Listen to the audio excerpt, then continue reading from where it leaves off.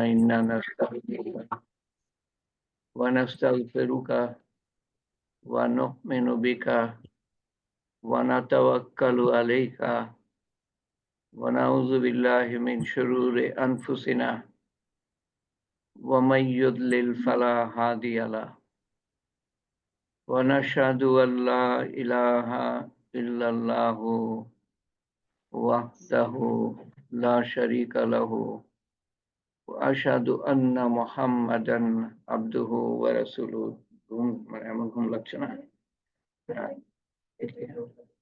না, হ্যাঁ আমার খেয়ালই নেই আসলে, আমার ঘুম লাগছিল, আমি শুয়ে পড়েছিলাম।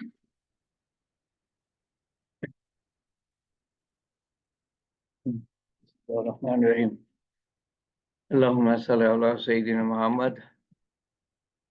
সুবহানাল্লাহি ওয়ালহামদুলিল্লাহি ওয়া লা ইলাহা ইল্লাল্লাহু ওয়াল্লাহু আকবার ওয়া লা হাওলা ওয়া লা কুওয়াতা ইল্লা বিল্লাহিল আলিয়্যিল আযীম। লা ইলাহা ইল্লাল্লাহু ওয়াহদাহু লা শারীকা লাহু লাহুল মুলকু ওয়া লাহুল হামদু ওয়া হুয়া আলা কুল্লি শাইইন কাদির। আল্লাহুম্মা সাল্লি আলা সাইয়্যিদিনা মুহাম্মদ। আসসালামু আলাইকুম ওয়া রাহমাতুল্লাহি ওয়া বারাকাতুহু। আলহামদুলিল্লাহ, আল্লাহ তাআলা আমাদেরকে কতভাবে নিয়ামত বর্ষণ করছেন, তার জন্য কি আমরা আল্লাহ তাআলার শুকরিয়া যেভাবে আদায় করা উচিত সেভাবে আদায় করছি কিনা? আর আল্লাহ তাআলার সবচেয়ে বড় নিয়ামত হলো হেদায়েত। হেদায়েত এবং সেই হেদায়েতের ছিটেফোঁটা আমাদের উপরে এসে পড়েছে বলেই আমরা এই তালিমের হালকায় জুড়তে পেরেছি। আল্লাহ তাআলার অশেষ শুকরিয়া, আমরা অজস্র শুকরিয়া আদায় করি এবং রাসূলুল্লাহ সাল্লাল্লাহু আলাইহি সাল্লামের উপরে অসংখ্য দুরূদ ও সালাম পাঠাই। আলহামদুলিল্লাহ, সালাতু ওয়াসসালাম আলা রাসূলিল্লাহ সাল্লাল্লাহু আলাইহি সাল্লাম। শয়তানের প্রতারণা, শয়তানের ধোঁকা, শয়তানের ওয়াসওয়াসা বিভিন্ন ধরনের, অসংখ্য ধরনের। এর থেকে বাঁচার মানে সেগুলা জানা, এক নম্বর তো সেগুলা জানা, আর দ্বিতীয়ত তার থেকে বাঁচার উপায়, তার থেকে বাঁচার উপায় এই নিয়ে আলোচনা। তো এটার উপরে আমরা সম্ভবত আমার সঠিক মনে পড়ছে না, বছর খানিক আগে আমরা শুরু করেছিলাম, অর্ধেকটা শেষ করেছিলাম। তারপরে রোজা শুরু হয়ে যায়, এটা মনে হয় গত রোজার আগের রোজা, গত রোজা প্রায় 6 মাস হয়ে গিয়েছে, তার আগের রোজা, তার মানে 1.5 বছর আগে আমরা এটা নিয়ে আলোচনা করছিলাম। রোজা শুরু হয়ে যায়, তারপরে রোজার পরে বিভিন্ন বিষয় নিয়ে আলাপ করতে গিয়ে রোজার পরে প্রতিরক্ষা, মানে রোজার পরে আল্লাহ তাআলার কাছ থেকে কিভাবে আমরা রক্ষা পাবো, বিভিন্ন যে পরীক্ষা আসবে, তারপরে শয়তান, তারপরে নফসের তাড়না, তারপরে মানুষের কুমন্ত্রণা, তারপরে দুনিয়ার মারাত্মক আকর্ষণ, তারপরে এরপরে অন্যান্য বিভিন্ন বিষয় নিয়ে আলোচনা করতে গিয়ে গত 1.5 বছর আগে শুরু করে অর্ধেক শেষ করে আমরা আর আগাতে পারি নাই। আবার শুরু করতে গিয়ে আমি ভাবলাম যে বাকি অর্ধেকটা যদি আলাপ করি, তো প্রথম অর্ধেক যা হয়তো কেউ কেউ তখন ছিলেন না তারা মিস করবেন, এবং যারা শুনেছিলেন প্রথম অর্ধেক সম্বন্ধে তাদেরও হয়তো সেরকম স্মরণ নাই। তা ভাবলাম যে প্রথম থেকে শুরু করি, এবং প্রথম থেকে যে শুরু করব আমি হয়তো কিছু অংশ বাদ দিয়ে যাব, মধ্যে মধ্যে কিছু অংশ বাদ দিয়ে যাব। তো আপনাদের আমি জিজ্ঞেস করব একটা প্রশ্ন, তারপরে আমরা শুরু করবো ইনশাআল্লাহ। একটা দুটো প্রশ্ন শয়তান সম্বন্ধে জানার প্রয়োজন কেন? শয়তানের প্রতারণা, প্ররোচনা, ধোঁকা, ওয়াসওয়াসা এগুলোর সম্বন্ধে জানার প্রয়োজন কেন? আনমিউট করে উত্তর দিবেন। আসসালামু আলাইকুম। আসসালামু আলাইকুম। জাহান্নাম থেকে বাঁচার জন্য। দয়া করে যিনি প্রথমে শুরু করবেন না, তাকে উত্তর দিতে দিলে একটু সুষ্ঠুভাবে হয়। আমার মনে হয় দিলরুবা সুলতানা প্রথমে সালাম দিয়েছিল, তারপরে মনে হয় উম্মে হাবিবা বলতে পারে। দিলরুবা সুলতানা। হ্যাঁ, জি না, আল্লাহ আমাদেরকে সৃষ্টি করার সময় আমাদেরকে পৃথিবী পাঠিয়েছেন এবং আমাদের পরীক্ষার জন্য শয়তানও পাঠিয়েছেন। তো আমাদের আবার আল্লাহর কাছে ফিরে যাওয়ার জন্য শয়তান থেকে বাঁচা, শয়তান থেকে বিপদে না পড়ি আমরা, সেই জন্য শয়তান সম্পর্কে জানা দরকার, কিভাবে আমরা বাঁচবো। ওকে, ভেরি গুড। আর উম্মে হাবিবা? নীলা। জাহান্নাম থেকে বাঁচার জন্য জানাটা জরুরি। Very good. আর কেউ বলতে চান? আসসালামু আলাইকুম স্যার। ওয়ালাইকুম আসসালাম। শাহনাজ। শয়তান আমাদের 24 ঘন্টা ওয়াসওয়াসা দিতে থাকে, তার কোনো ঘুম নাই, সেজন্য আমরা শয়তান থেকে বাঁচার জন্য সজাগ থাকবো, জান্নাত কামাই করার জন্য। খুব ভালো। আর কেউ? আসসালামু আলাইকুম। ওয়ালাইকুম আসসালাম। ঈশ্বর জাহান। আমরা যদি শয়তানি সম্পর্কে না জানি তাহলে আসলে নিজেদেরকে বাঁচাতে পারবো না। এই কারণে আগে আমরা যদি শয়তানি সম্পর্কে জানি তাহলে নিজেরা নিজেদেরকে বাঁচাতে পারবে এবং জান্নাতের পথে নিজেদেরকে পরিচালিত করতে পারবে। ওকে ওকে। আর কেউ? আমার মনে হয় চলে এসছে, উত্তরের মধ্যেই চলে এসছে। আমাদের সবচেয়ে বড় শত্রু কে? শয়তান। শয়তান। নফস আর শয়তান। বিএনপি বলবে আওয়ামী লীগ, আওয়ামী লীগ বলবে বিএনপি। কিন্তু এরা কেউ বড় শত্রু না। দুজনেরই বড় শত্রু হলো শয়তান। এই দুজনকেই একে অপরের সাথে ঠোকাঠুকি লাগায় শয়তান। তো শয়তান আমাদের সবার, শুধু রাজনৈতিক দল না, সব ধরনের দল, মসজিদ কমিটিতে শয়তান লেগে আছে বাংলাদেশের। আমার মনে হয় মসজিদে মসজিদে, গ্রামে গ্রামে, মসজিদে মসজিদে কমিটিতে কে যাবে সেটা নিয়ে মারামারি, ঝগড়াঝগড়ি, হাতাহাতি পর্যন্ত হয়। শয়তান ছোট পদ, বড় পদ, বিভিন্ন ক্ষেত্রে, বাজারে গঞ্জে, হাটে বাজারে, সব জায়গায় শয়তান লেগে আছে মানুষের পিছনে, কোনো নিস্তার নাই। এবং 24 ঘন্টা মেহনত করছে। আপনি আমি ঘুমাই, কিন্তু শয়তান ঘুমায় না। এবং আমাদের সবচেয়ে বড় শত্রু সম্বন্ধে আমাদের জানা উচিত, কিন্তু মানুষ খুব কমই জানে শয়তান সম্বন্ধে। শয়তান শব্দটা ব্যবহার করে, কিন্তু শয়তান শব্দ হয়তো আল্লাহ থেকে, আল্লাহ শব্দ ব্যবহার করার থেকে শয়তান শব্দটা হয়তো মানুষ বেশি ব্যবহার করে। সঠিক বলতে পারবো না, মনে হয় আমার কাছে। কিন্তু শয়তানের কৌশল সম্বন্ধে জানে না, সেটা আমরা জানার চেষ্টা করব, 1 নম্বর।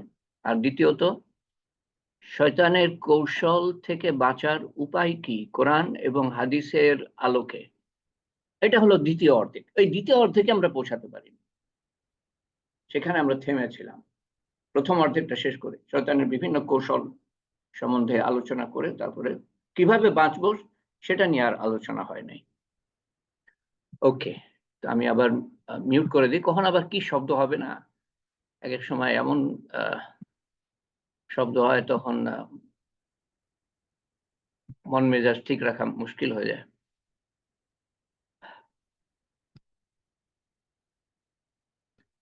কি কি আছে এর মধ্যে? সূচনা, ইন্ট্রোডাকশন, তারপরে শয়তান সৃষ্টির যৌক্তিকতা, কেন সৃষ্টি করা হয়েছে, শয়তানের প্রতারণার 5টা ধাপ।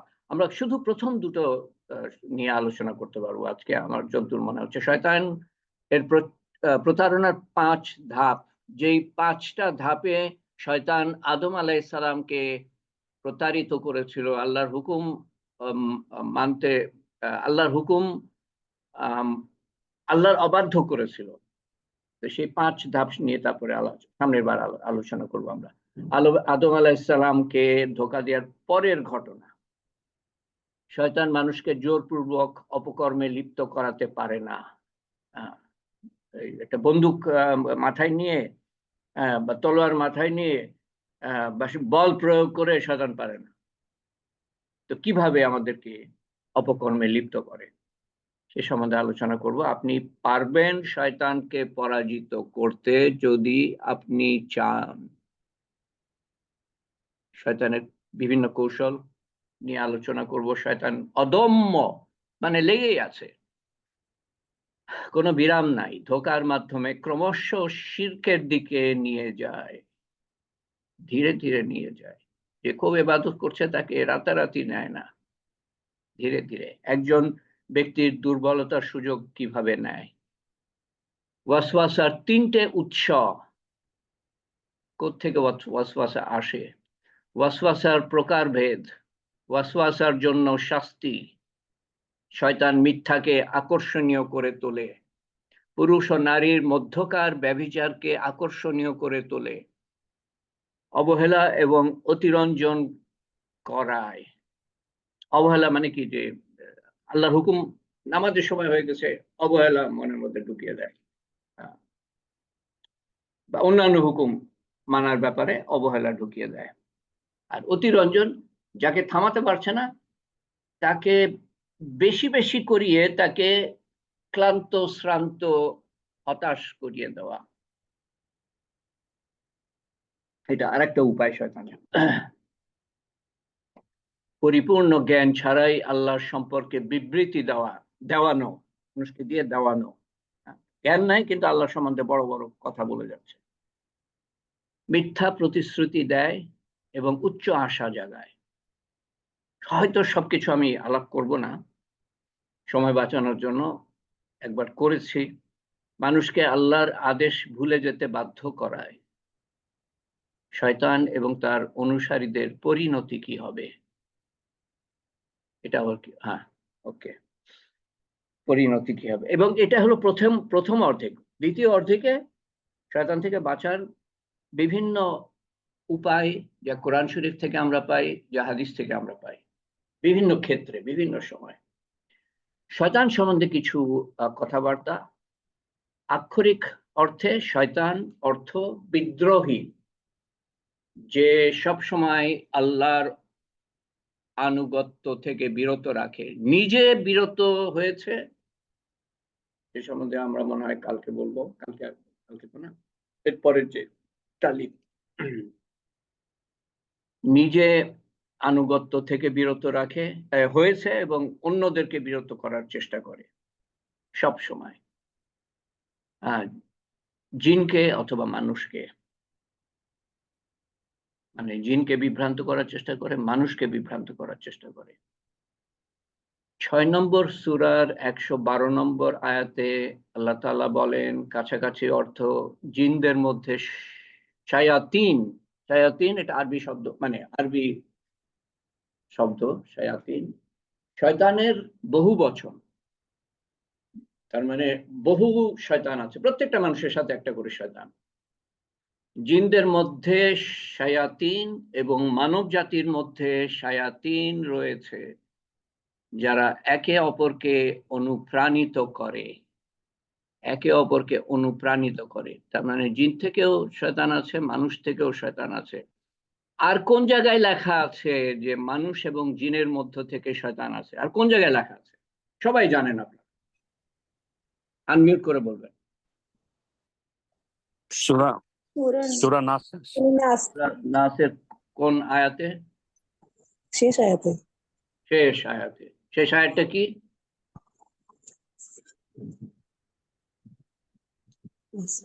মিনাল জিন্নাতি ওয়ান নাস, জিন থেকে এবং মানুষ থেকে শয়তান আছে। কমপক্ষে দুই জায়গায় আমরা পাই যে শয়তান, আরে কি আমি বললাম, উল্টা পাল্টা বললাম আমি। মিনাল জিন্নাতি ওয়ান নাস, জিনকে ইয়ে করে, বিভ্রান্ত করে, শয়তান মানুষকে বিভ্রান্ত করে। সূরা নাসে সেটা বলা আছে, আমি ভুল বললাম, সূরা নাসে সেটা বলা আছে। আর এখানে কি বলা আছে? জিনদের মধ্যে শয়তান। ও আচ্ছা আচ্ছা, হ্যাঁ একই কথা, ঠিকই আছে। জিনদের মধ্যে শয়তান, মানুষের মধ্যে শয়তান। মানুষ রূপী শয়তান। জিনদের মধ্যে থেকে শয়তান, মানুষের মধ্যে শয়তান, এই দুই দলের মধ্যেই শয়তান আছে। কিন্তু মানুষের মধ্যে যে শয়তান আছে না, তাদেরকে প্রভাবিত করে জিনরা, তাদের প্রভাবিত করে জিনরা, একে অপরকে অনুপ্রাণিত করে, একে অপরকে অনুপ্রাণিত করে। মিনাল জিন্নাতি ওয়ান নাস আল্লাযী ইউওয়াসওয়িসু ফি সুদুরিন নাস মিনাল জিন্নাতি ওয়ান নাস।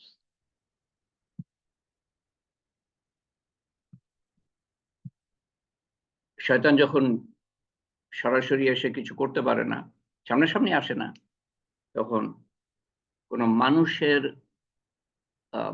মাধ্যমে আমাদের কাছে এসে হাজির হয়, তার উপরে ভর করে। আমরা বুঝতেও পারি না, সেই ব্যক্তিও বুঝতে পারে না যে সে জিনের কবলে, এবং আমাদেরকে বিভ্রান্ত করার চেষ্টা করছে। ইবলিস শব্দটির অর্থ হলো জিন, যা সৃষ্টি হয়েছে আগুন হতে, অর্থাৎ ইবলিস একটা জিন। আগুন, প্রত্যেকটা জিনই আগুন থেকে সৃষ্টি। জিনরা আল্লাহর আদেশ ও নিষেধের অধীন, মানুষের মতোই বিচারের দিন তাদের কৃতকর্মের জন্য জবাবদিহি করতে হবে। আল্লাহর আদেশের ও নিষেধের অধীন অর্থ হলো যে এই আল্লাহর আদেশ এবং নিষেধ আমাদের জন্য যেমন প্রযোজ্য, তাদের জন্য প্রযোজ্য, কিন্তু মানাটা বা না মানাটা আমাদের ইচ্ছার উপরে, তাদের ইচ্ছার উপরে। বাধ্যবাধকতা নাই। মানলে পরে আমরা উপকৃত হব, পুরস্কৃত হব, না মানলে পরে আমরা চরম বিপদে পড়ব। তারাও তাই। তো এখতিয়ার আছে, এখতিয়ার শব্দটাই মধ্যে মধ্যে ব্যবহার করি, অপশন, মানতে পারি নাও মানতে পারি। ইবলিস একসময় জিনদের সাথে আল্লাহর উপাসনা করত। ইবাদত, ইবলিস সম্বন্ধে কোন কোন আলেমের কাছে শুনেছি যে এত ইবাদত করেছে যে পৃথিবীতে কোনো জায়গা নাই, এটা কথার কথা আমি মনে করি, পৃথিবীতে কোনো জায়গা নাই যেখানে সে সেজদা দেয় নাই আল্লাহ তাআলা। আগে এই পৃথিবীতে আমরা বাস করি, জিনরা বাস করত, এখনো জিন আছে, আর সেই সম্বন্ধে পরে আলোচনা করব। কিন্তু এখানে তাদের আধিপত্য ছিল, আমরা ছিলাম না তখন। একসময় তাদেরকে সরিয়ে মানুষকে প্রেরণ করা হয়, সেই গল্পটা সামনের বারে ইনশাআল্লাহ। তো ইবলিস একসময় জিনদের সাথে আল্লাহর এত ইবাদত করে, আল্লাহ তাআলা সন্তুষ্ট হয়ে, সে আগুনের তৈরি, সে জিন, সে ফেরেশতা না, কিন্তু তার ইবাদতের কারণে তাকে ফেরেশতাদের সঙ্গ দান করা হয়, ফেরেশতাদের সর্দার বানানো হয়। এটাই তার ধ্বংসের শুরু। সে সম্বন্ধে সামনের বার ইনশাআল্লাহ। এবার আল্লাহ তাআলা কর্তৃক মর্যাদা প্রাপ্ত হয়ে ফেরেশতাদের সাথে আল্লাহ তাআলার উপাসনা করত। আগুনের তৈরি, অদৃশ্য, দেখতে পাই না আমরা, কিন্তু তারা দেখতে পায়। প্রকারভেদ, আফরিয়াত এক ধরনের জিন, অত্যন্ত শক্তিশালী জিন। শয়তান সাধারণ জিন। আওয়ামির, এরা আমাদের ঘরে থাকে। আমার এক বন্ধু ছিল, অনেক বছর আগে আমি যখন পড়তে যাই, সেও পড়তে আসে পাকিস্তান থেকে। পাকিস্তানের একটা গ্রামে তাদের বাড়ি, এবং সে নিজে দেখেছে জিনদেরকে তার বাড়িতে বাড়িতে আনাচে কানাচে বা খাটিয়ার তলায় ছোট ছোট জিন আকার। সে দেখে সে বলেছে তারা মৃত্যুবরণ করে, তাদের জন্ম আছে, মৃত্যু আছে, তাদের কবরস্থান আছে, তার আগে তাদের মৃত্যু হলে পরে জানাজা হয়, শেষকৃত্য যেটা জানাজা হয়, কবরে দাফন করা হয়। তার মানে তাদের জীবন আছে, মৃত্যু আছে, আয়ু আছে, তাদের ভাষা ও সংস্কৃতি আছে, তারা বিয়ে করে, সন্তান জন্মদান করে। ইবাদত বন্দেগী আছে, শয়তানি আছে, ভালাই আছে, ভালো আছে, খারাপ আছে, আমল আছে, হিসাব আছে, জান্নাত আছে, জাহান্নাম আছে। তারা দেখতে, কথা বলতে, শুনতে পারে, মানুষের তুলনায় দ্রুত চলাচল করতে পারে, অনেক দ্রুত উঠতে পারে, পরিশ্রম করতে পারে। তারা যে কোনো আকার, পশু প্রাণী, মানুষের রূপে আবির্ভূত হতে সক্ষম। পশু পাখি সাপের রূপে আসতে পারে। এক জিন সম্বন্ধে হাদিসে পাওয়া যায়, আয়েশা রাদিয়াল্লাহু আনহার ঘরে সেই জিনটা সাপের আকারে আবির্ভূত হয়। আয়েশা রাদিয়াল্লাহু আনহার ঘরে উনি এটাকে সাপ মনে করে মেরে ফেলেন। তারপরে উনি জানতে পারেন যে এটা তো আসলে সাপ না, এটা জিন। তারপর উনি কি কাফারা দিয়েছিলেন, কাফারাটা কি আমার খেয়াল নাই। খারাপ জিন ইবলিসের সহচর, ইবলিস নিজেই জিন, তো খারাপ জিন ইবলিসের সহচর। প্রত্যেক মানুষের সাথে একটা শয়তান নিয়োজিত, একটা ফেরেশতা নিয়োজিত। পরীক্ষা হলো, আমাদের পরীক্ষা হলো কার অনুপ্রেরণা, প্ররোচনা। ফেরেশতারা অনুপ্রেরণা দেয়, ভালো কথা বলে, আর জিনরা, আমাদের সাথে জিন আছে, জিনরা প্ররোচনা দেয়, ধোঁকা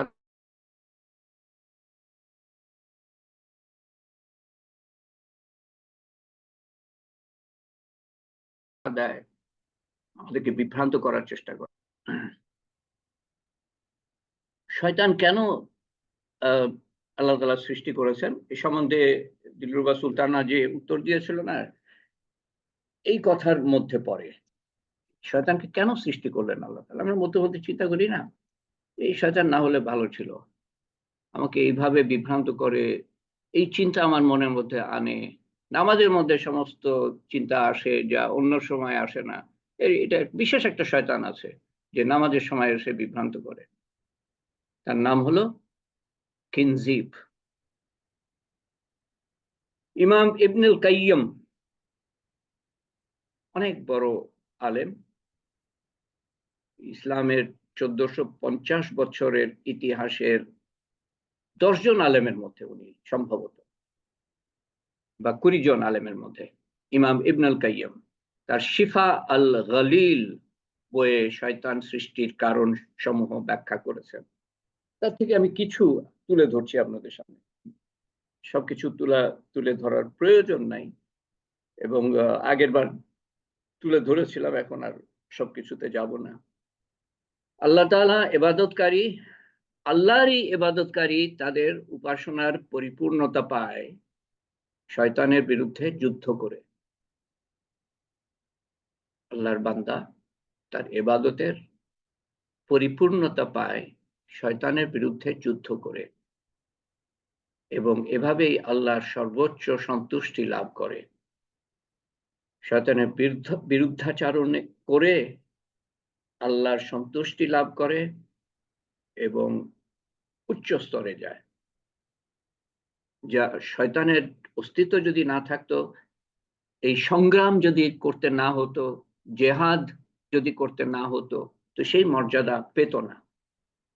তো যেই বান্দা আল্লাহ তাআলার, যেই বান্দা, এবং কেউ বাদ নাই যার পিছনে জিন শয়তান লেগে নাই, তো যেই বান্দা আল্লাহ তাআলার নৈকট্য লাভ করে, অনেক সংগ্রাম করে, জেহাদ করে আল্লাহর নৈকট্য লাভ করে, অনেক শয়তানের প্ররোচনা উপেক্ষা করে আল্লাহ তাআলার নৈকট্য লাভ করে, এবং সেই মর্যাদাটা সে বা তার যে আল্লাহর নৈকট্য লাভ করার যে কৃতিত্বটা, সেটা সেরকম থাকতো না যদি শয়তান না থাকতো। তো আল্লাহ তাআলা বাধা সৃষ্টি করেছেন তার নৈকট্য লাভ করার ক্ষেত্রে। এটা ব্যারিয়ারের মতো, একটা বাধার মতো, একটা বেড়ার মতো সৃষ্টি করেছেন। সেই বেড়াটাকে আমাদের অতিক্রম করতে হবে, সেই বাধাটাকে আমাদের অতিক্রম করতে হবে, তারপর আল্লাহর কাছে। এবং ধাপে ধাপে, শুধু একটা বাধা না, লেগেই আছে। তো এটার কোনো শেষ নাই, পরীক্ষার কোনো শেষ নাই। তো আমরা যত এই পরীক্ষায় উতরাবো তত আল্লাহ তাআলার নৈকট্য লাভ করব। বেহেশত এত সহজ না, বেহেশতের একটা মূল্য দিতে হবে আমাদেরকে। আল্লাহকে পাওয়া এত সহজ না, কিন্তু আল্লাহর সাহায্য, আল্লাহর ইবাদত যদি করি আমরা, তখনই সহজ, যখন আমি আল্লাহর ইবাদতের রত থাকব। তারপরেও ভুল ভ্রান্তি হয়ে যাবে, মাফ চাইবো, আল্লাহ তাআলা খুশি হয়ে যাবেন। আমার বান্দা ভুল করেছে, আমার কাছে মাফ চাচ্ছে, আমি তার উপরে খুশি, আমি তাকে মাফ করে দিলাম। আল্লাহর ইবাদতকারী যখন শয়তানের পতন দেখে ভয় পায়, হ্যাঁ, এই আরেকটা দিক হলো যে আমরা যখন সামনের বার আমরা শুনবো এই ঘটনাটা, শয়তান আদম আলাইহিস সালামের সৃষ্টির থেকেই এই শয়তানের শয়তানি শুরু। তো তো এই যে ইবলিস আল্লাহ তাআলার এত প্রিয় ছিল, এত ইবাদত করত, জিন হওয়া সত্ত্বেও, আগুনের তৈরি সত্ত্বেও, নূরের তৈরি ফেরেশতাদের সঙ্গ পেয়েছিল, তাদের সর্দারি করত ইবাদতের কারণে। তো এত ইবাদত করার পরে তার যে অধঃপতন হলো, এটা আমাদের মধ্যে ভয় সঞ্চার করার কথা, ভয় আনার কথা। এরকম অবস্থায় থাকার পরেও এত ক্ষমতা, তারপরে পরের দিন নাই, সকালেও ক্ষমতা, দুপুরে নাই, উধাও। আল্লাহর হুকুমে হয় এগুলা। মানুষ মনে করে আমরা করলাম, আমরা সংগ্রাম করলাম, আল্লাহ না চাইলে হতো না। তো শয়তানের অধঃপতন আমাদের মধ্যে একটা ভয় সঞ্চার করার কথা, আমাদের মধ্যে তাকওয়া, আল্লাহ ভীরুতা, আল্লাহ তাআলা সম্বন্ধে সচেতনতা আনার কথা। মানব জাতি এবং জিন উভয়ের ইচ্ছা। এখানে যেটা বলছে যে যে শয়তানের যে প্রতিনিধি, সে হলো ইবলিস। সে একটা ভুল করলো, ভুল করে অহংকারের কারণে, যে ঘটনাটা আমরা সামনের বার আলোচনা করব, আপনারা অনেকে জানেন। কিন্তু সেই ভুলের জন্য সে অনুশোচনা করলো না, ভুলটাকে কি বলে ওটাকে, জাস্টিফাই করার চেষ্টা করলো। জাস্টিফাই মানে হলো যেটা, আমি ঠিকই তো করেছি। জাস্টিফাই হলো যে আমি তো ঠিকই করেছি, ভুল করেছে কিন্তু তারপরেও যুক্তি দেখালো যে আমি ঠিকই করেছি। তারপরে সে অভিশপ্ত হলো আল্লাহ তাআলার তরফ থেকে। আদম আলাইহিস সালাম, যিনি মানুষের প্রতিনিধি, তিনিও ভুল করলেন, আল্লাহর হুকুম অমান্য করলেন। শয়তান আল্লাহর হুকুম অমান্য করলো, কিন্তু তারপরেও সে অবাধ্য থেকে গেল, তার মধ্যে অনুশোচনা নাই। আদম আলাইহিস সালাম অমান্য করলেন, কিন্তু উনার মধ্যে সাথে সাথে অনুশোচনা আসলো, মাফ চাইলেন আল্লাহ তাআলার কাছে, কান্নাকাটি করলেন, আল্লাহ তাআলা মাফ করে দিলেন। আমরাও করে থাকি, ভুল করে থাকি, আমরাও সেটা বোঝার চেষ্টা করব, করে অনুশোচনা করব, করে অঙ্গীকার করব আল্লাহ তাআলার কাছে, আর হবে না, আল্লাহ মাফ চাইব, আল্লাহ তাআলা মাফ করে দিবেন। আবার যদি করি, আবার একই করব, আবার আল্লাহ তাআলা মাফ করে দিবেন। এইভাবে জীবনটা শেষ হয়ে যাবে।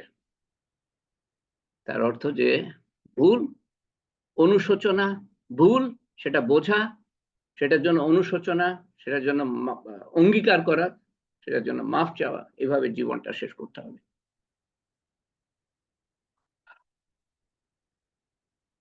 আল্লাহর বান্দার জন্য একটা পরীক্ষা। আল্লাহ তাআলা যেমন জান্নাত এবং পৃথিবী সৃষ্টি করেছেন, বেহেশত এবং পৃথিবী, আলো এবং অন্ধকার, বেহেশত এবং জাহান্নাম সৃষ্টি করেছেন, পানি এবং আগুন সৃষ্টি করেছেন, গরম এবং ঠান্ডা সৃষ্টি করেছেন, খারাপ এবং ভালো সৃষ্টি করেছেন। সেরকম আল্লাহ তাআলা জিবরাইল আলাইহিস সালাম ও ফেরেশতা একদিকে সৃষ্টি করেছেন, অন্যদিকে ইবলিস ও শয়তানদের সৃষ্টি করেছেন। বিপরীত, আল্লাহ তাআলা বিপরীত সৃষ্টি করেন। এইটার সম্বন্ধে কিছু বলবো না আমি। সবুজ মানে ওটা না বললেও চলবে, কিছু যায় আসবে না।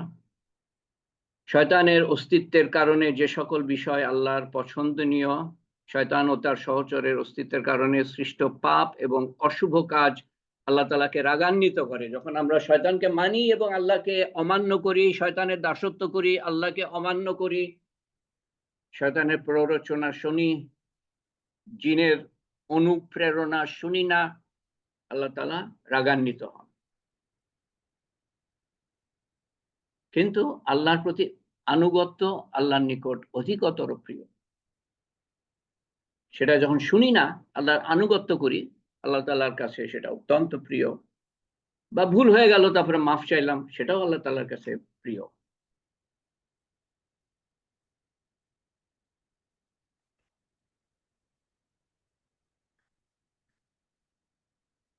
শয়তানের কারণে ঘটিত পাপ এবং অবাধ্যতা যদিও আল্লাহ তাআলাকে রাগান্বিত করে, বান্দার অনুশোচনা আল্লাহকে অধিকতর সন্তুষ্টি প্রদান করে, যেটা একটু আগেই বললাম। ভুল হয়ে গেল, আল্লাহ মাফ করে দাও, ভুল হয়ে গেছে আমার, একটু যদি চোখের পানি ফেলতে পারি, না হলে ভান করি, চোখের পানি ফেলার ভান করি, আল্লাহ তাআলার কাছে অত্যন্ত প্রিয়। অনন্ত শয়তান, এইখানে আমি মানে থামতে চেয়েছিলাম। হ্যাঁ, 5টা ধাপ, এটা সামনের বার ইনশাআল্লাহ, সামনের বার ইনশাআল্লাহ। যেই 5টা ধাপে আদম আলাইহিস সালামকে শয়তান ধোঁকার মধ্যে ফেলেছিল, সেই 5টা ধাপ সম্বন্ধে সামনের বার ইনশাআল্লাহ আলোচনা করব। তো আজকে কি পড়তে বলেছিলাম যেন বলেন তো, আনমিউট করে দিচ্ছি। কোন জিনিসটা দেখে আসতে বলেছিলাম, কোন পোস্ট দেখে আসতে বলেছিলাম? হ্যাঁ, এবার যারা উত্তর দিবেন আনমিউট করে উত্তর দিবেন।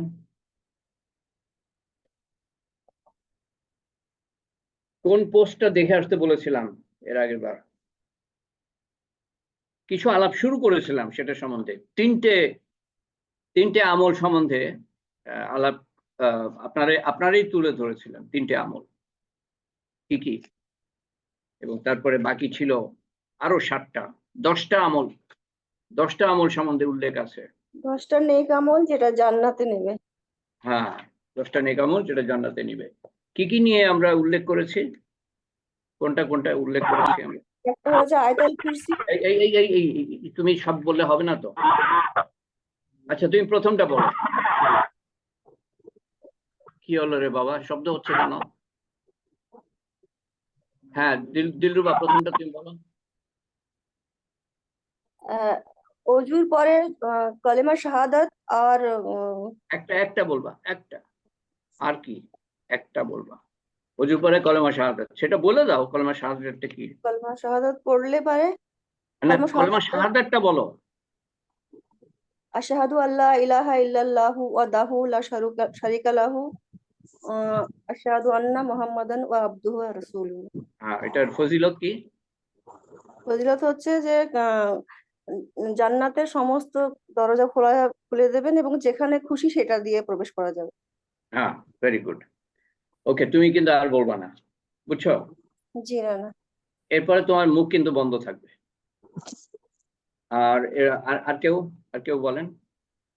সকাল আসসালামু সন্ধ্যায় আলাইকুম। প্রতিদিন আচ্ছা, শাহনাজ বলুক, তারপরে সকাল মনে হয় সন্ধ্যায় হাবিবা। শাহিদুল ইস্তেগফার পড়া। সাইদুল ইস্তেগফার, এটা আমি জিজ্ঞেস করছি না, আপনারা দেখে নিন, পোস্টের মধ্যে আছে। দোয়ার মধ্যে হয়তো আমার যদি খেয়াল থাকে আমি ওটা পড়বো দোয়ার মধ্যে। আচ্ছা, উম্মে হাবিবা মনে হয় বলছিল। জি, প্রতিদিন রাতে এশার নামাজের পরে যদি সূরা মুলক পড়া হয় তাহলে কবরে যাক মাফ করবেন আল্লাহ পাক ইনশাআল্লাহ। এটা কি ওর মধ্যে আছে 10টার মধ্যে? 10টার মধ্যে তো এগুলা, এই 10টা হলো যে বেহেশতের আমল, বেহেশতের গ্যারান্টি আছে এগুলোর জন্য। এটা তো কবরের আযাবের সম্বন্ধে, ঠিক আছে, কিন্তু কবরের আযাবের আর কি? আসসালামু আলাইকুম। ওই যে ফরজ নামাজের পরে আয়াতুল কুরসি পড়বে। ফরজ নামাজে পড়া আয়াতুল কুরসি। হ্যাঁ, কি ফজিলত কি বলা আছে? মৃত্যু এবং জান্নাত মানে মৃত্যু অপেক্ষা করছে যতক্ষণ না মৃত্যু হচ্ছে, তার সরাসরি আর কি জান্নাতে যাওয়া যাবে। সেই ব্যক্তি এবং মৃত্যুর মধ্যে অন্তরায় হলো, অন্তরা হচ্ছে সরি, সেই আয়াতুল ব্যক্তি এবং বেহেশতের মধ্যে অন্তরায় হলো আয়াতুল কুরসি, মৃত্যু। মৃত্যুটা। যে আয়াতুল কুরসি পড়বে তার এবং বেহেশতের মধ্যে হলে অন্তরায় হলো। সরাসরি সে চলে যাবে জান্নাত। ওকে, আর কি আর কি? সুবহানাল্লাহি বিহামদিহি 100 বার। বেহেশতের গ্যারান্টি আছে? এটা কি ওখান থেকে বলছেন আপনি? জি আমি তো একটা পোস্টের ওখানে আছে এটা, আমি কিন্তু দেখি জি নাই, এই জন্য আমি মানে ইদানিং দেখি নাই, ওই আগে দেখেছি। থেকে থাকলে ঠিক আছে, আমি হ্যাঁ না কিছুই বলতে পারবো না। আর কি? সুবহানাল্লাহি ওয়া বিহামদিহি, আমি চেক করে নিব পরে। আমি একটা জিনিস খুঁজছি, আমি কথা বলতে বলতে একটা জিনিস খুঁজছি, পাচ্ছি না লিস্টটা। হ্যাঁ, আর আর 12 রাকাত সুন্নত নামাজ পড়লে জান্নাতে মহল নির্মাণের নিশ্চয়তা। হ্যাঁ, 12 রাকাত, এটা আমার মনে পড়ছে। 12 রাকাত সুন্নত কোনটা কোনটা তাহলে? ফজরের সময় 2 রাকাত, হ্যাঁ জোহরে 4 রাকাত, আর হ্যাঁ, মাগরিবে হলো হচ্ছে 2 রাকাত, আর এশায় 8। 4 রাকাত। হ্যাঁ, রাইট রাইট। ওকে, আর জোহরে 6 রাকাত। জোহর 10 রাকাত, 12 রাকাত হয়ে গেছে তো। এরপরে 33 বার সুবহানাল্লাহ, 33 বার আলহামদুলিল্লাহ এবং 34 বার আল্লাহু আকবার আল্লাহ, পড়া। আচ্ছা, ওকে। 12 রাকাত সুন্নতের একটু কারেকশন ছিল হামিদ ভাই। হ্যাঁ হ্যাঁ, ফজরের 2 রাকাত সুন্নত, জোহরের হ্যাঁ আগে 4 জোহরের রাকাত এবং পরে 2 রাকাত, 6 রাকাত। হ্যাঁ। মাগরিবের 2 রাকাত এবং এশার 2 রাকাত। ও, ওই জোহরের পরের 2 রাকাত বলা হয় নাই নাকি? জি, ওইটা বলা হয় না, আর এটা এশার বলা 4 রাকাত হয়নি, বলা হয়েছে। এটা ভুল হয়ে গেছে। সুন্নাতে মুআক্কাদা যেগুলো। আচ্ছা, ওকে, ঠিক আছে। তারপরে আর কি বাদ থাকলো? খুবই ইম্পর্টেন্ট, এই জন্য আমি একটু আহ, আপনাদের সামনে রিপিট করছি, যদিও সবার পড়া দেখা উচিত। এই আমি যখন শেষবার পোস্ট করেছি 128 জন দেখেছেন, 128। কি ভুল দেখছি নাকি? না, কিন্তু ভুল দেখছি। ওটা কোথায়? এই যে এটা 136 জন দেখেছেন। 12 রাকাত প্রতিদিন হলো জান্নাতের মহল। মাত্র 12 রাকাত প্রতিদিন হলো জান্নাতের মহল। ওকে, আমি পুরোটা যাচ্ছি না। তারপরে 2 নম্বর কোনটা? প্রত্যেক অজুর পরে কলেমা শাহাদাত। তারপরে কি? প্রত্যেক ফরজ নামাজ শেষে 33 বার সুবহানাল্লাহ, 33 বার আলহামদুলিল্লাহ, 33 বার আল্লাহু আকবার এবং একবার লা ইলাহা ইল্লাল্লাহু ওয়াহদাহু লা শারীকা লাহু লাহুল মুলকু ওয়া লাহুল হামদু ওয়া হুয়া আলা কুল্লি শাইইন কাদির। ওকে, তারপরে কি? সাইয়্যিদুল ইস্তেগফার। এই কয়টা আমাদের উল্লেখ করা হয়ে গিয়েছে, প্রথম 5টা মনে হয়। তারপরে আসছে সূরা ইখলাস পাঠ করা 10 বার, না পারলে 3 বার। সূরা ইখলাস। তারপরে 100 বার সুবহানাল্লাহি ওয়া বিহামদিহি, হ্যাঁ এটা আছে এখানে, ভেরি গুড। তারপরে প্রতি রাতে, হ্যাঁ সূরা মুলক আছে তো। কে বলছিল যেন সূরা মুলক সম্বন্ধে? হ্যাঁ, কে উল্লেখ আমি করছিল? ভাইয়া উম্মে হাবিবা। উম্মে হাবিবা, হ্যাঁ সূরা মুলক আছে। এটা কবরের আযাব শাস্তি থেকে মুক্তি পেয়ে যাবেন, কিন্তু যে কবরের আযাবের শাস্তি থেকে মুক্তি পেয়ে যাবে সে বেহেশতেই যাবে। সূরা বাকারার শেষ 2 আয়াত পড়া রাতে ঘুমানোর আগে একবার। সূরা বাকারার শেষ 2 আয়াত অবশ্যই পড়বেন। অনেকে মুখস্থ করেননি, দ্রুত করে নিবেন, লিখে দিচ্ছি বাংলা উচ্চারণে আরবি। এখানে অবশ্য আছে শেষ দুই আয়াত এখানে আছে। আপনি যদি দেখেন 30 দিন যদি পড়েন না দেখে দেখে, আমার মনে হয় মুখস্থ হয়ে যাবে। হবে না? কি মনে হয়? হ্যাঁ না ইনশাআল্লাহ। কিছু, হ্যাঁ না কিছু তো বলবেন। হ্যাঁ, ইনশাআল্লাহ। ইনশাআল্লাহ, ইনশাআল্লাহ।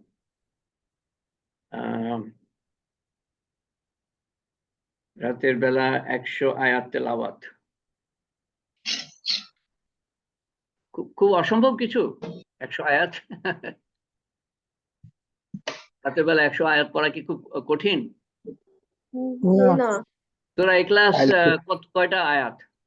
4টে, তো কতবার পড়তে হবে? 25 বার।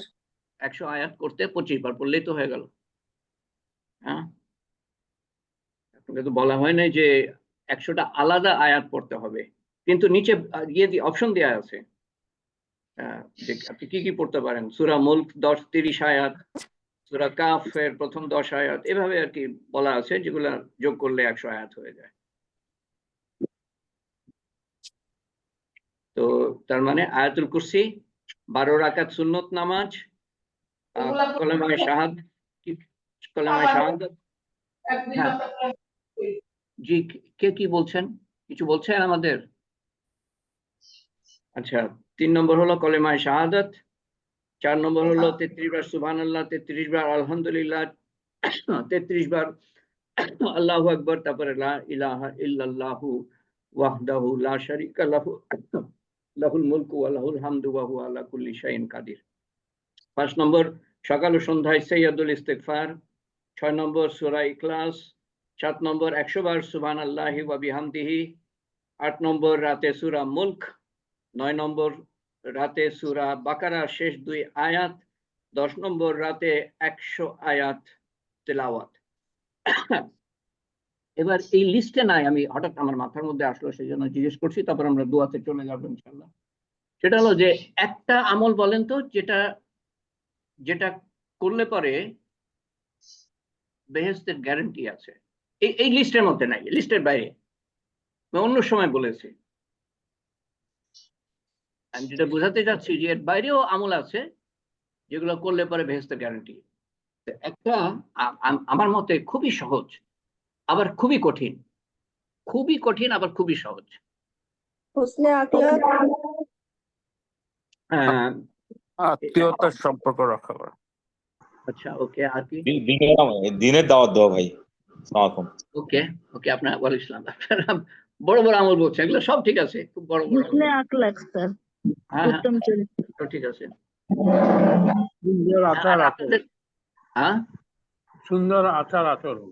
হ্যাঁ, আপনাদের উত্তর কিন্তু আমাকে মধ্যে মধ্যে অবাক করে। আমার মাথার মধ্যে একটা জিনিস আছে, তারপর দেখে জানি এ তো খুব সুন্দর উত্তর দিচ্ছে, যেটা আমার মাথার মধ্যে হয়তো ওই মুহূর্তে নাই। আমার মাথার মধ্যে যেটা আছে সেটা এখনো আসে নাই। রাদিতু বিল্লাহি রাব্বা। ওকে, জিহ্বাকে কন্ট্রোল করা। জিহ্বাকে কন্ট্রোল করা, হ্যাঁ, এটা সম্বন্ধে তো বড় হাদিস আছে, বড় হাদিসের অংশ এটা। তোমাকে কি আমি দ্বীনের খোলাসা বলবো? খোলাসা, সারমর্ম? জি বলেন। মুআজ বিন জাবল বলছেন, জি বলেন। উম্মতের বড় আলেম, জি বলেন। রাসূলুল্লাহ সাল্লাল্লাহু আলাইহি ওয়াসাল্লাম তখন কি করলেন? দ্বীনের খোলাসা বলতে গিয়ে কি করলেন? লেকচার দিলেন? কি করলেন রাসূলুল্লাহ সাল্লাল্লাহু আলাইহি ওয়াসাল্লাম? চেপে ধরলেন। জিহ্বা বের করে চেপে ধরুন, এইটাকে সংযত করো। এইটা যদি সংযত থাকে তোমার দ্বীন সংযত থাকবে, আর এইটা যদি সংযত না থাকে তোমার দ্বীন সংযত থাকবে না। মুআজ বিন জাবল রাদিয়াল্লাহু আনহু, যার হাতে আলেমদের ঝান্ডা থাকবে কিয়ামতের দিন। আমরা নিয়ত করি যে আমরা আলেম হয়ে মৃত্যুবরণ করব, এলেম শিক্ষা করতে থাকি, ওই ঝান্ডার পিছনে আমরা দাঁড়াবো, আলেমদের সাথে কাতারে দাঁড়াবো, আলেম না হয়ে নিয়তের উপরে এবং প্রতিনিয়ত এলেম শিক্ষা করার কারণে সেই ঝান্ডার পিছনে আমরা দাঁড়াবো। তো সেই মুআজ বিন জাবল জিজ্ঞেস করলেন, ইয়া রাসূলুল্লাহ, এই জিহ্বার কারণে কেউ কি দোজখে যাবে? রাসূলুল্লাহ সাল্লাল্লাহু আলাইহি ওয়াসাল্লাম বললেন যে অনেকে দোজখে যাবে জিহ্বার অপব্যবহারের কারণে। হ্যাঁ, এটাও ঠিক আছে। আচ্ছা আমি বলি, সময় বেশি নাই, আমাদের দেরি হয়ে যাবে। কারো দোষ যদি আমি গোপন করি, তো সে সম্বন্ধে কি বলা আছে? আল্লাহ আল্লাহ তাআলা আমার তার দোষ দোষ গোপন গোপন করবে। করবেন। আল্লাহ দুষ্টুমি গোপন তাআলা রাখবেন। তার দোষ গোপন করবেন কিয়ামতের দিন। তো যদি তার দোষ গোপন করতে হয়, তাহলে আল্লাহ তাআলাকে কি করতে হবে? আমাকে কি দোজখে দিতে পারবেন উনি? দোজখে দেওয়া যাবে না। বেহেশতে দিতে হবে, দোজখে তো দিতে জান্নাত। পারবেন না উনি, কারণ দোজখে দেওয়া মানেই আমার দোষ ছিল, সেটা তো আল্লাহ তাআলা প্রকাশ করবেন না। তো তার মানে আমাকে বেহেশতে দিতে হবে। এই বাকি কথাগুলো কিন্তু আমি নিজের থেকে বলছি, চিন্তা ভাবনা করেই বলছি। যেহেতু বলা আছে আল্লাহ তাআলা তার দোষ গোপন করবেন, তার মানে তো এটাই দাঁড়ায় যে তাকে দোজখে দিবেন না। তাহলে এই আমলটা খুব সহজ না, বলেন তো দেখি? আবার খুব কঠিন কি না? খুবই কঠিন, খুবই সহজ। খুবই কঠিন কিন্তু আবার সহজও। আমি দোষ গোপন করলাম, আমি বললাম না কাউকেও।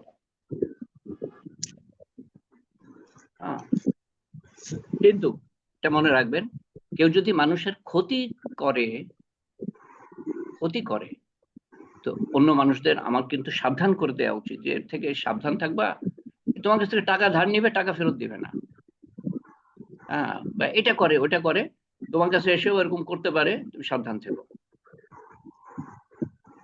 রাসূলুল্লাহ সাল্লাল্লাহু আলাইহি ওয়াসাল্লাম এক ব্যক্তি উনার বাড়িতে আসলেন।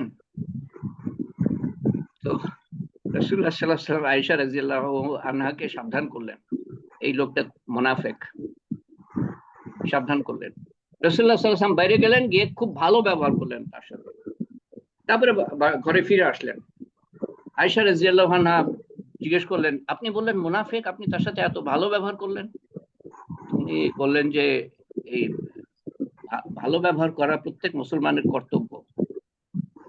সে মুনাফিক ঠিক আছে, তো সাবধানতার জন্য এটা বলতে পারি আমি, এটা গীবত হবে না। একজন পাবলিক ফিগার, এর বাংলা কি?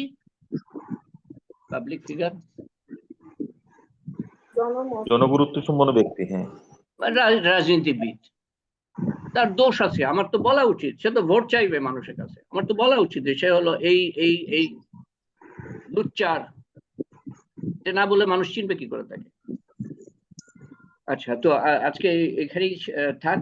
আমরা এই একটা আমল যদি মনে থাকে, একটা আমল সম্বন্ধে সবই মনে রাখা উচিত, এটা হলো যে মানুষের দোষ গোপন করি, যেটা মানুষের ক্ষতি করে না। এই ধরনের দোষ আমার মধ্যে আছে, আপনি জানেন, আপনি যদি গোপন করেন আল্লাহ তাআলা আপনার দোষ গোপন করবেন। এই আশা আমরা করতে পারি। আল্লাহুম্মা আমিন। আল্লাহুম্মা সাল্লি আলা সাইয়্যিদিনা মুহাম্মদ। এখানে একটা মেসেজ আছে। আসসালামু আলাইকুম, আমার ওয়াইফ নাদিরা অসুস্থ, দোয়া করেন আল্লাহ তাআলা যেন তাকে দ্রুত শিফা দান করেন। আল্লাহুম্মা আমিন। আল্লাহুম্মা সাল্লি আলা সাইয়্যিদিনা মুহাম্মদ। নাদিরা বেগম মনে হয়, নাদিরা অসুস্থ, আল্লাহ তাআলা তাকে সুস্থ করে দেন, সহায় হন সবার প্রতি। আল্লাহুম্মা আমিন। আল্লাহুম্মা সাল্লি আলা সাইয়্যিদিনা মুহাম্মদ। জাযাল্লাহু আন্না মুহাম্মাদান সাল্লাল্লাহু আলাইহি ওয়াসাল্লাম মা হুয়া আহলুহু। লা ইলাহা ইল্লাল্লাহুল আলিমুল কারীম। সুবহানাল্লাহি রাব্বিল আরশিল আযীম। ওয়ালহামদুলিল্লাহি রাব্বিল আলামিন। আসআলুকা মুজিবাতি রাহমাতিকা ওয়া আযাইমা মাগফিরাতিকা ওয়া গনিমাতা মিন কুল্লি বিররি ওয়া সালামাতা মিন কুল্লি ইসম। লা তাদা লানা যামবান ইল্লা গফারতাহু।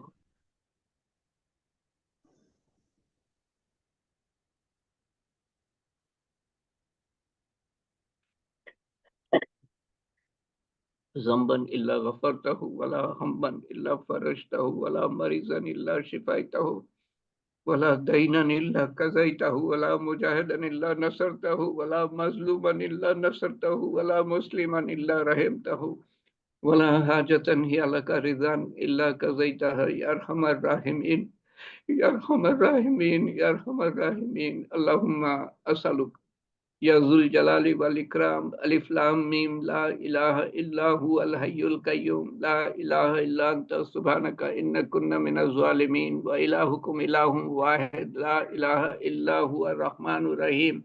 हे पाक परवरदिगार, या फातिर समावाति वल अर्द, अंत वली फिद दुनिया वल आखिरा।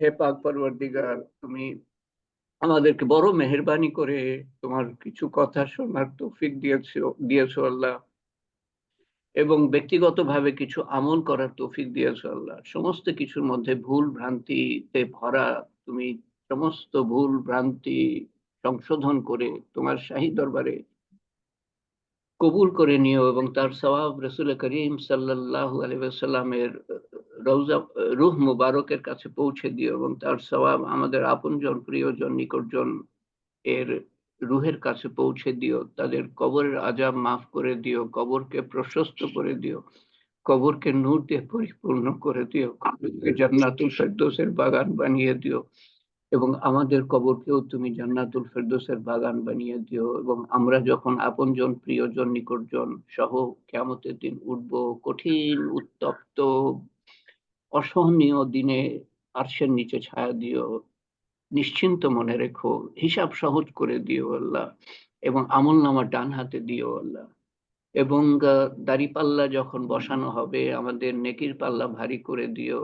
ফুলসিরাত যখন পাড়ি দিতে হবে আমাদেরকে চোখের আপনজন প্রিয়জন সহ চোখের পলকে পার করিয়ে দিও, এবং বিনা হিসাবে জান্নাতুল ফেরদৌসে দাখিল করো আল্লাহ। যেই পথ জান্নাতুল ফেরদৌসের দিকে গিয়েছে আল্লাহ, সেই পথে আমাদের অধিষ্ঠিত রেখো, শয়তানের হাত থেকে রক্ষা করে, মানুষের কুমন্ত্রণার থেকে রক্ষা করে, আমাদের নফসের তাড়না থেকে রক্ষা করে, দুনিয়ার মারাত্মক আকর্ষণ থেকে রক্ষা করে, এক মুহূর্ত ছেড়ে দিও না আমাদেরকে আল্লাহ। এবং তোমার রহমতের এবং মাগফিরাতের এবং হেফাজতের এবং হেদায়েতের চাদরে আমাদের আবৃত করে রেখো আল্লাহ।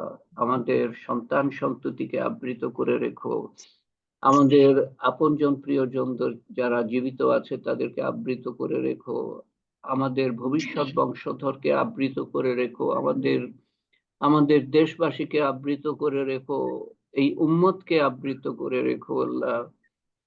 হে পাক পরবর্তীকার, আমাদেরকে এক মুহূর্ত ছেড়ে দিও না আল্লাহ। তোমার সন্তুষ্টি না পাওয়া পর্যন্ত দুনিয়া থেকে নিও না আল্লাহ। উত্তম দিনে, উত্তম ক্ষণে, উত্তম স্থান হতে আমাদেরকে নিও। শয়তানের শেষ চেষ্টা যেন আমরা ব্যর্থ করে দিতে পারি, এবং কলেমা সহ যেন আমরা যেতে পারি, এমন অবস্থায় যেতে পারি যখন তুমি আমাদের উপরে গর্বিত, ফেরেশতাদের কাছে গর্বিত, সেই অবস্থায় যেন যেতে পারি। তোমার সন্তুষ্টি অর্জন করার আগে আমাদেরকে নিও না আল্লাহ। আমাদের কবুলিয়ত, তোমার কবুলিয়ত পাওয়ার আগে আমাদেরকে নিও না আল্লাহ।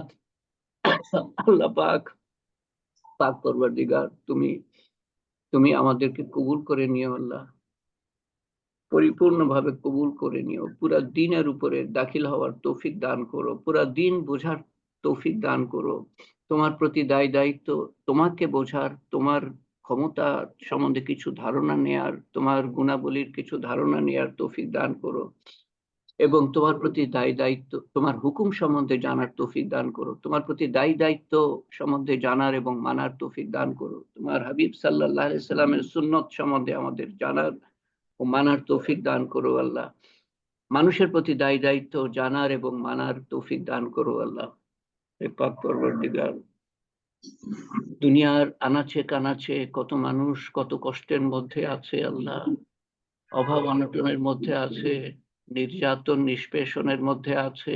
তাদের কষ্ট, অভাব অনটন, নির্যাতন নিষ্পেষণ দূর করার মালিক তুমি আল্লাহ, একমাত্র মালিক তুমি তাদের জন্য সহজ করে দিও, হেদায়েতের দরজা খুলে দিও আল্লাহ। যাদের কপালে হেদায়েত নাই তারা আমাদের ধ্বংস করতে ব্যস্ত আল্লাহ, ব্যতিব্যস্ত। যদি হেদায়েত না থাকে তাদের ধ্বংস করে দিও আমাদের ধ্বংস করার আগে আল্লাহ। আমাদের ধ্বংস করার আগে তুমি তাদের ধ্বংস করে দিও আল্লাহ।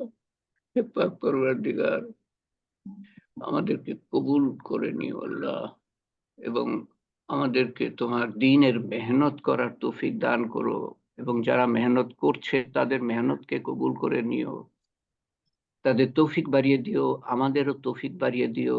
আমাদের এই ছোট্ট প্রয়াস কবুল করে নিও, কিয়ামত পর্যন্ত কবুল করে নিও, যাতে করে কিয়ামত পর্যন্ত আমাদের আমলনামা খোলা থাকে আল্লাহ। হে পাক পরওয়ারদিগার, তোমার তোমার শান মতো চাওয়া হয় নাই আল্লাহ, তোমার শান মতো তুমি দান করো, তোমার শান মতো তুমি দান করো আল্লাহ, তোমার শান মতো হেফাজত চাওয়া হয় নাই, তোমার শান মতো হেফাজত করো আল্লাহ। তোমার হাবিব সাল্লাল্লাহু আলাইহি ওয়াসাল্লাম যা কিছু চেয়েছিলেন আমরাও তাই চাই।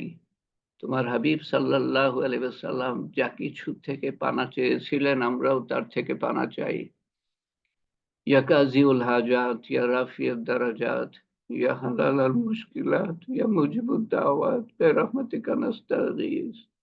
يا أول الأولين يا آخر الآخرين يا أكرم الأكرمين يا أرحم الراحمين يا راحم المساكين يا ذي القوة المتين. ربنا تقبل منا إنك أنت السميع العليم وتب علينا إنك أنت التواب الرحيم. سبحان ربك رب العزة عما يصفون وسلام على المرسلين والحمد لله رب العالمين.